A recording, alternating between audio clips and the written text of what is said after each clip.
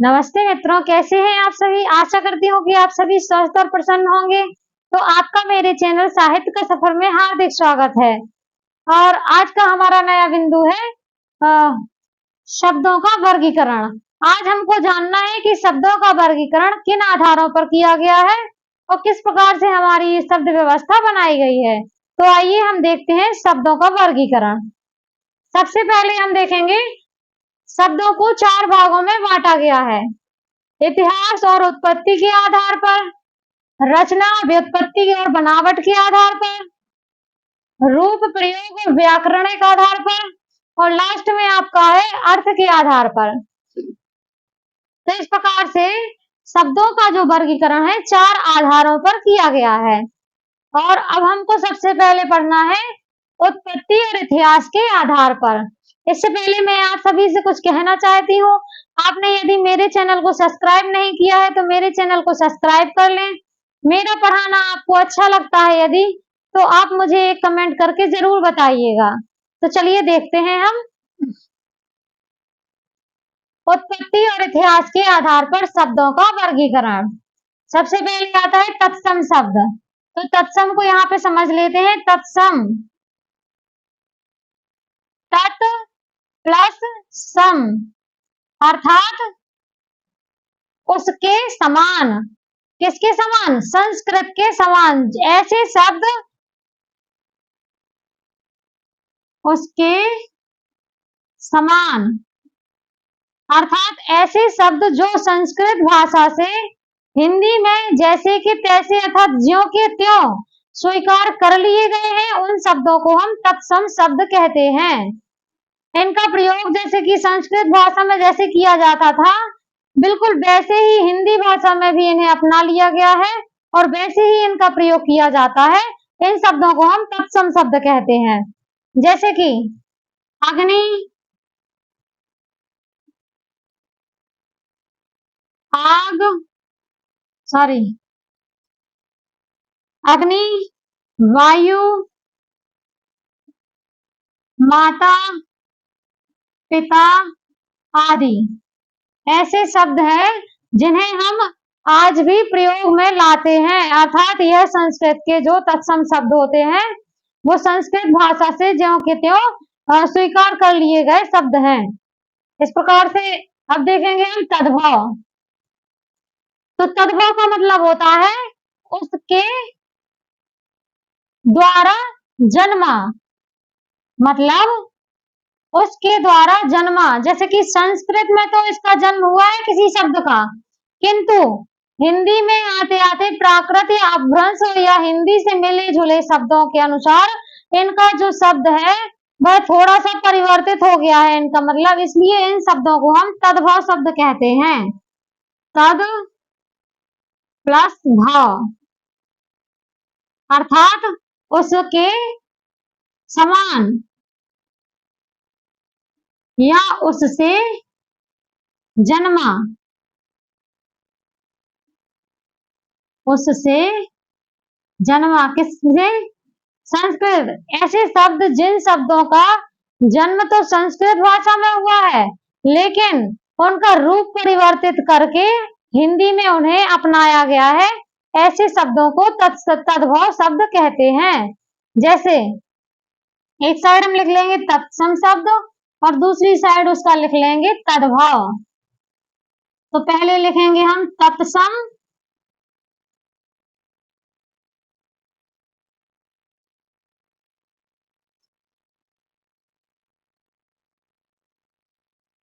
तत्सम शब्द और यहां लिख लेंगे तद्भव।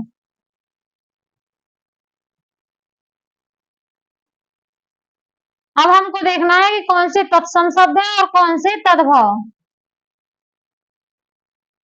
तो जैसे कि खीर, पहले संस्कृत में इसको खीर कहा जाता था, लेकिन अब कोई यदि कह दे मुझे क्षीर चाहिए तो कोई नहीं समझेगा, उसका रूपांतरित करके हमने यहाँ पे लिख दिया है, स्वीकार कर लिया है खीर। खीर को अर्थात संस्कृत में क्या कहते थे? क्षीर। तो ये शब्द आपका प्रचलित है और ये आपका रूढ़ हो चुका, ये आपका ज्यादा प्रयोग में नहीं आता, जो ज्यादा प्रयोग में नहीं आते हैं वो तत्सम शब्द है, और जो आज के टाइम पे, आज के समय पे ज्यादा प्रयोग में लाए जाते हैं वो तद्भव शब्द हैं। जैसे कि अक्षी। अब आप कहेंगे ये क्या, अक्षी क्या होता है? तो अक्षी, इसको हमने रूपांतरित करके यहाँ पर आंख, आंख को अर्थात संस्कृत में अक्षी कहते हैं। तो ऐसे शब्द जिनका रूप परिवर्तित करके जो हिंदी में अपना लिए गए हैं वह शब्द तत्सम तद्भव शब्द के अंतर्गत आते हैं। एला, जैसे कि एला। अब एला को आप लोग सोचेंगे क्या है ये, तो एला को हम लोगों की भाषा में इलायची कहते हैं, इलायची। तो ये है आपके तत्सम और तद्भव। आशा करती हूँ कि आपको तत्सम और तद्भव में जो भिन्नता थी वो समझ में आ गई होगी। अब चलते हैं हम देशज शब्दों की ओर। आप सभी मेरे साथ नोट डाउन करते जाइएगा, क्योंकि यह टॉपिक भी बहुत ही महत्वपूर्ण है। आपके तत्सम, तद्भव, देशज, विदेशज, संज्ञा, सर्वनाम अधिकतर पेपरों में पूछे ही जाते हैं, इसलिए आपको इन शब्दों को भी याद करना होगा। अब हम चलते हैं देशज। देशज अर्थात देश प्लस जा, इसका मतलब होता है देश में ही जन्मा, देश में ही जन्मा। ऐसे शब्द जिन शब्दों का जन्म हमारे देश में ही हुआ है उन शब्दों को देशज शब्द कहते हैं। जैसे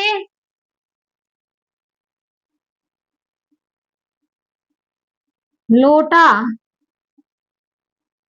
खटिया, घटिया, घिसियाना, खटखटाना, खुर्राना या चिड़चिड़ाना, चपलता, ऐसे आदि शब्द हैं जिनका जन्म हमारे देश में ही हुआ है, उन शब्दों को देशज शब्द कहते हैं। गड़बड़ाना, गिड़गिड़ाना आदि शब्द हमारे देशज शब्दों की श्रेणी में आते हैं। अब देखते हैं हम विदेशज शब्द।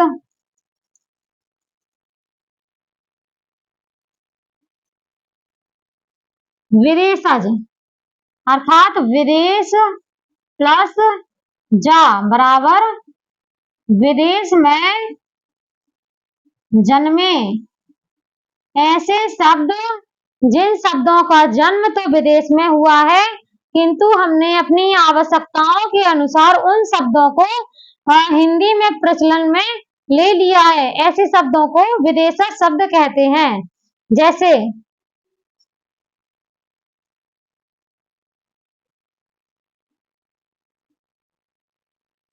जैसे कॉलेज, ये अपना देशज शब्द नहीं है, ये विदेशज शब्द है।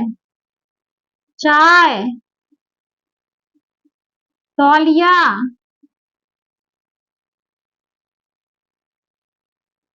गमला, कमीज, ऐसे बहुत से शब्द हैं जिनको हमने अपनी आवश्यकताओं के अनुसार विदेशों से सीधे ग्रहण कर लिया है। उन शब्दों को विदेशज शब्दों की श्रेणी में रखा जाता है। आप लोग मेरे साथ नोट डाउन करते जाइएगा, क्योंकि यह बहुत ही महत्वपूर्ण टॉपिक है, इसलिए कहीं भी वीडियो को, क्लास को स्किप मत कीजिएगा। अब देखते हैं हम संकर शब्द।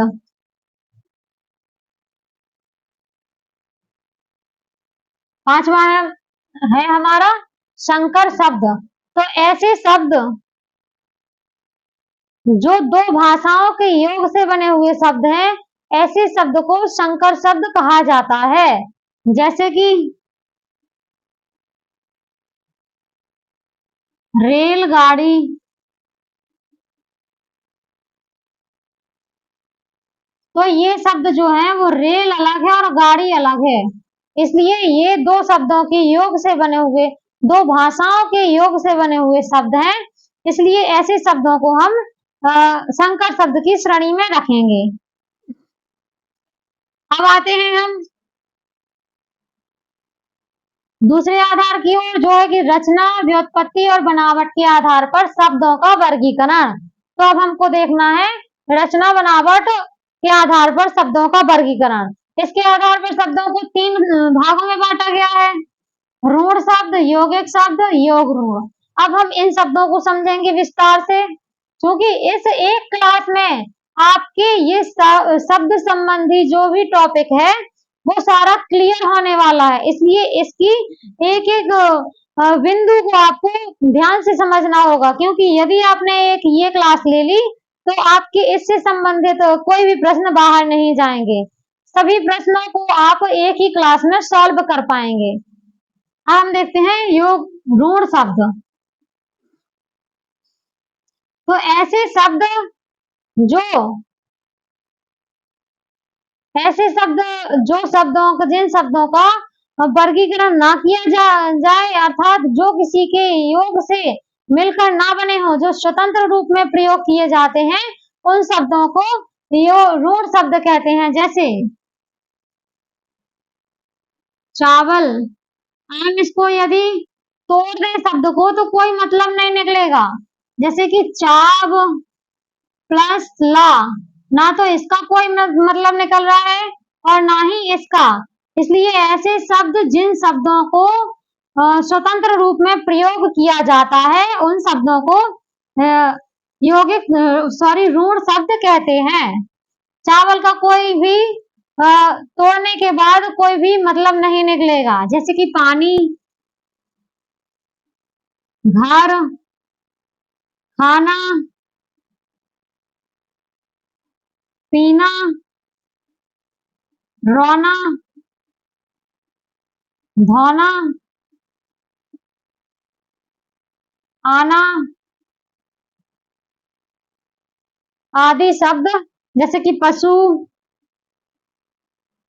पक्षी, ये सभी आपके किस श्रेणी के अंतर्गत आते हैं? ये सभी शब्द आपके रूढ़ शब्द के अंतर्गत आते हैं, क्योंकि इन शब्दों का खंडन नहीं किया जा सकता। यदि खंडन हम इन शब्दों का कर देते हैं तो फिर वह किसी प्रयोग के काबिल नहीं रह जाएंगे, अर्थात उनका कोई मतलब ही नहीं निकलेगा। और जिन शब्दों का कोई मतलब नहीं निकलेगा वो हमारे शब्द वर्णमाला में या फिर साहित्य में प्रयोग नहीं किए जाएंगे। इसलिए ये शब्द भी आपको ध्यान रखना है, आप नोट डाउन करते जाइएगा, क्योंकि टॉपिक थोड़ा लंबा है, इसलिए क्लास में फास्टली कर रही हूँ आज। अब देखते हैं हम यौगिक शब्द। आशा करती हूँ कि आप लोगों को समझ में आ रहा होगा। यदि नहीं आ रहा है तो आप लोग मुझे कमेंट करके बताइएगा, मैं दोबारा से इस क्लास को ले लूंगी, क्योंकि क्लास है बहुत ही जरूरी, तो इसको स्किप मत कीजिएगा। दूसरा देखते हैं यौगिक शब्द। यौगिक शब्द अर्थात ऐसे शब्द जो दो सार्थक शब्दों या दो से अधिक सार्थक शब्दों के योग से बने हुए होते हैं, उन शब्दों को यौगिक शब्द कहते हैं। अर्थात जो किसी अन्य शब्दों के मेल से बने हुए होते हैं, ऐसे शब्द हमारे यौगिक शब्द के अंतर्गत आते हैं। जैसे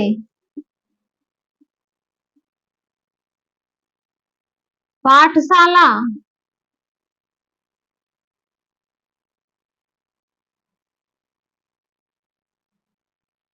ये शब्द मैंने यहाँ पे इसलिए लिखा है क्योंकि मैं आपको समझा पाऊं। पाठ प्लस शाला, अर्थात दो शब्दों के योग से बना है, शाला अलग है, पाठ अलग है, इसलिए इसका खंडन यहाँ पर किया गया है, क्योंकि यह इसके योग से बना हुआ शब्द है।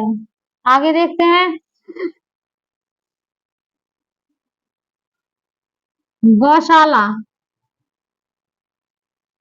विद्यालय,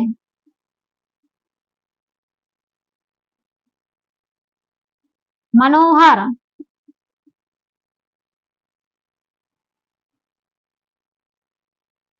श्यामलता।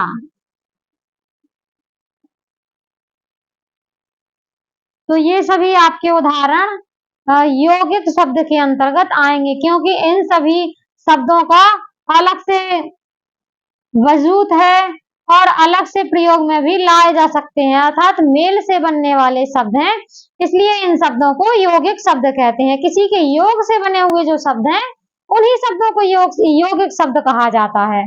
अब हम देखेंगे योग ऋण शब्द। आपके यौगिक शब्द में जिन शब्दों की संधि हो सकती है, वह सारे शब्द आपके यौगिक शब्द के अंतर्गत आते हैं, क्योंकि संधि क्या होती है कि सार्थक शब्दों के योग से बनती है ना, तो इसलिए जहां भी आपकी संधि हो सकती है, शब्दों को तोड़ सकते हैं और सार्थक शब्द निकल सकते हैं, वहां पे आपके यौगिक शब्द होते हैं। यह बहुत ही आसान सी ट्रिक है यौगिक शब्दों को पहचानने के लिए। अब हम देखेंगे योग ऋण शब्द। योग ऋण अर्थात ऐसे शब्द जो शब्द जन्मे तो यौगिक शब्द से होते हैं, लेकिन इनको किसी विशेष नाम के अनुसार रूढ़ कर दिया जाता है, मतलब उस शब्द के लिए ऐसे फिक्स कर दिया जाता है। जैसे कि कहते हैं नीलकंठ। नीलकंठ अर्थात यदि कहा जाए कि नीलकंठ, तो नीला है जो कंठ, अर्थात ये शब्द क्या है, आपका शंकर जी के लिए प्रयोग हो चुका है, इसलिए यह आपका योग ऋण शब्द के अंतर्गत आएगा। जैसे कि पीतांबर, पीला है जो अंबर, अर्थात कृष्ण के लिए यह शब्द प्रयोग में लाया जा सकता है, इसलिए यह शब्द कृष्ण के लिए ऋण कर दिया गया है, इसलिए इन शब्दों को योग ऋण शब्द कहते हैं। आपके जितने भी बहुब्रीहि समाज के उदाहरण हैं, वह सारे आपके योग ऋण शब्द के अंतर्गत आ जाते हैं। तो आशा करती हूँ यह भी आप लोगों को समझ में आ गया होगा, और यदि नहीं आया है तो आप कमेंट करके मुझे बताइएगा, मैं फिर से समझाने का प्रयास करूंगी। अब चलते हैं हम रूप प्रयोग या व्याकरणिक आधार पर शब्दों का वर्गीकरण। तो हम देखेंगे रूप प्रयोग या व्याकरण के आधार पर शब्द कितने प्रकार के होते हैं। इनको दो भागों में बांटा गया है, पहला है विकारी शब्द, दूसरा है अविकारी शब्द। विकारी शब्द में आपके आते हैं संज्ञा, सर्वनाम, विशेषण, क्रिया, और अविकारी में आते हैं क्रिया विशेषण, संबंध बोधक, समुच्चय बोधक, विस्मयादि बोधक। आपको क्लियर नहीं दिख रहा होगा, इसलिए थोड़ा सा मैं इसको यहाँ पे कर देती हूँ ताकि आपको एक क्लियर दिखने लगे। अब ठीक है। अब हम सबसे पहले देखते हैं संज्ञा।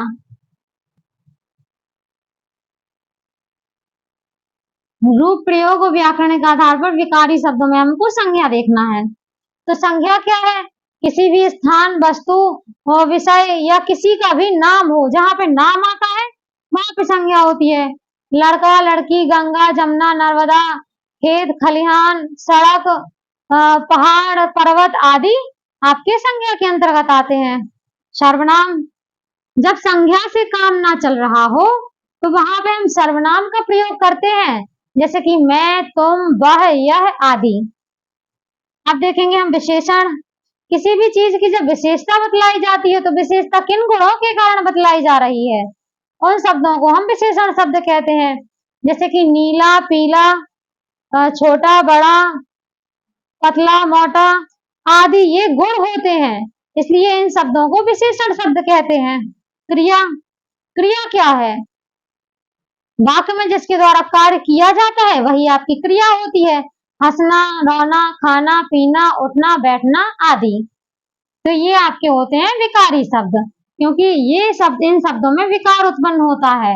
अब देखते हैं हम अविकारी शब्द।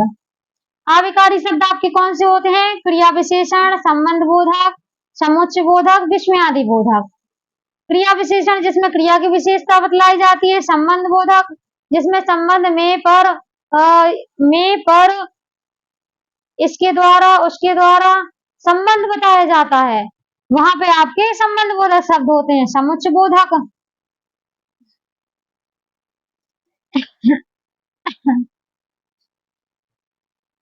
अब हमको देखना है समुच्चय बोधक। तो समुच्चय बोधक में भी आपका यहाँ पे विकार उत्पन्न होता है, इन शब्दों में विकार उत्पन्न होता है, इसलिए ये समुच्चय बोधक शब्द होते हैं। विस्मयादि बोधक, जब हम आश्चर्य से कहते हैं आह, आहा, वाह, या फिर किसी भी चीज को आश्चर्य के द्वारा माध्यम से समझाते हैं या समझते हैं। अरे वाह, आश्चर्य होता है, दुखद घटना हो या सुखद घटना हो, उस घटना में जो भी आश्चर्य होता है वहां पर विस्मयादिबोधक शब्द होता है। तो इस प्रकार से रूप प्रयोग या व्याकरण के आधार पर आपके शब्द होते हैं। अब हमें देखना है अर्थ के आधार पर। अर्थ के आधार पर भी शब्दों को 4 भागों में बांटा गया है। विलोम शब्द, पर्यायवाची शब्द, एकार्थी शब्द, अनेकार्थी शब्द। विलोम शब्द अर्थात विपरीतार्थक शब्दों का जब प्रयोग करते हैं तो उन शब्दों को हम विलोम शब्द कहते हैं। पर्यायवाची शब्द जहां एक ही शब्द के कई अर्थ निकल रहे हों वहां पर आपका पर्यायवाची होता है। एकार्थी जिस शब्दों से एक ही अर्थ निकल रहा हो किंतु उसका मतलब दूसरा भी हो, जैसे हार, हार को ले लिया। अब हार